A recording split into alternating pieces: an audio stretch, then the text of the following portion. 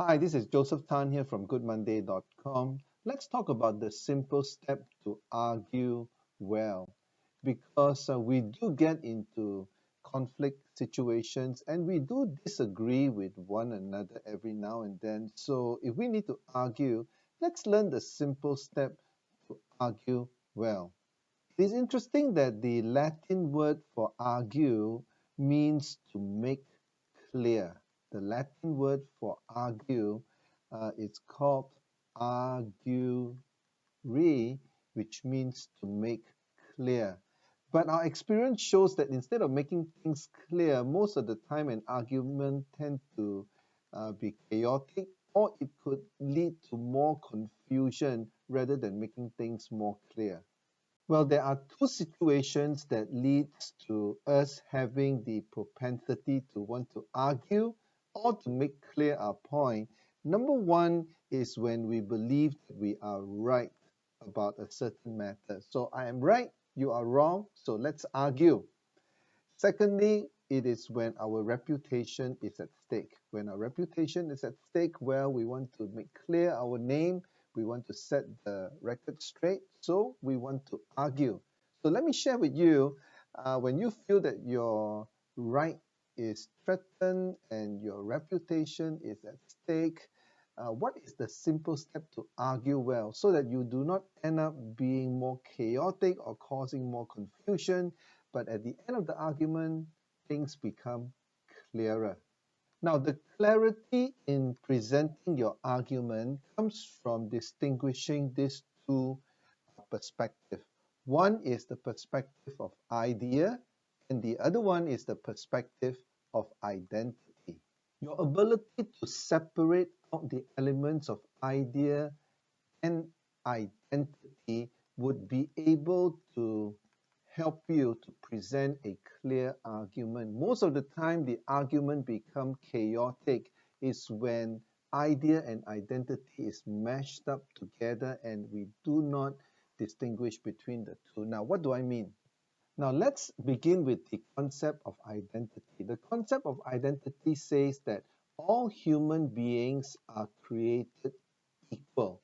However, when we talk about the concept of ideas, not all ideas are created equal, meaning there are bad ideas and there are good ideas. That there are ideas that are worthwhile and ideas that are not worthwhile. Our argument should focus on the world of ideas. However, when it comes to human beings, all human beings have worth. All human beings have dignity. All human beings have a reputation that needs to be maintained.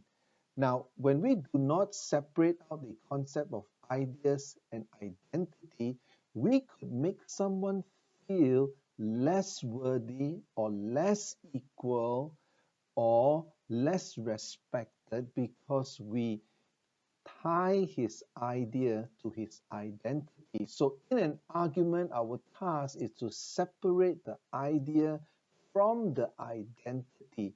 We have a responsibility to point out lies and misconception when it comes to the world of ideas, but we need to do it in a way that does not jeopardize or threaten another person's identity. Now, that takes skill. So here's the simple step to argue well. You ought to argue to extract the idea without attacking the identity. So we must be able to debate on the concept of ideology without attacking the identity of the other person. So how do we go about extracting the idea without attacking the identity?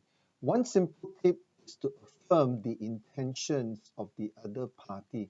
Sure, sometimes the action, the idea could be not what we expect it to be, but we've got to look beyond the idea at times and to examine the intentions of the other person.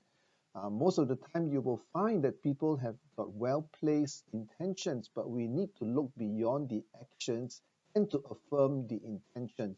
If you're able to affirm the intentions, you are actually affirming the identity of the other person, and then he or she will be more open to receive an idea that is different from his or her initial thinking. The second step is to acknowledge the effort.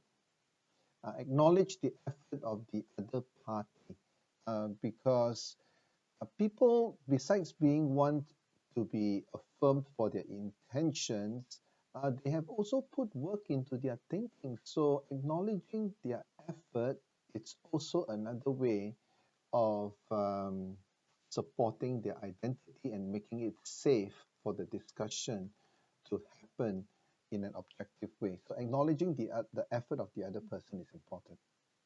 Once you have done the first two steps of affirming and acknowledging the other person, what happens is now you have gained the respect to present your point. And when you present your point, you need to compare and contrast. You do not coerce, you do not impose.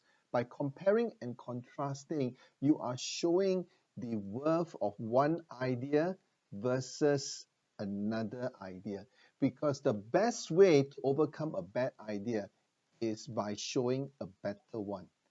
And the simplest way to show a better idea is to do compare and contrast. This is a very logical step.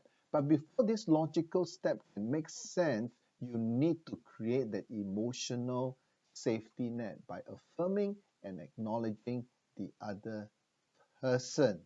And the aspect of identity is secured, then the idea would be debated and discussed objectively. But first, the emotional safety net is important. So, the simple step to argue well, most of the time, we like to compare and contrast straight away. This appears to be our immediate step. Don't do that. This will only create more confusion. What you need to do is, first of all, to affirm the intention of the other person and to acknowledge the effort. So once affirmation and acknowledgement is done, then the compare and contrast can take place. And you will really have an argument that is worthwhile, that at the end of the day, it brings about greater clarity rather than confusion. You will be able to move cohesively forward rather than to move in conflict. So this is the simple step to argue well. Affirm, acknowledge, and then you compare and contrast.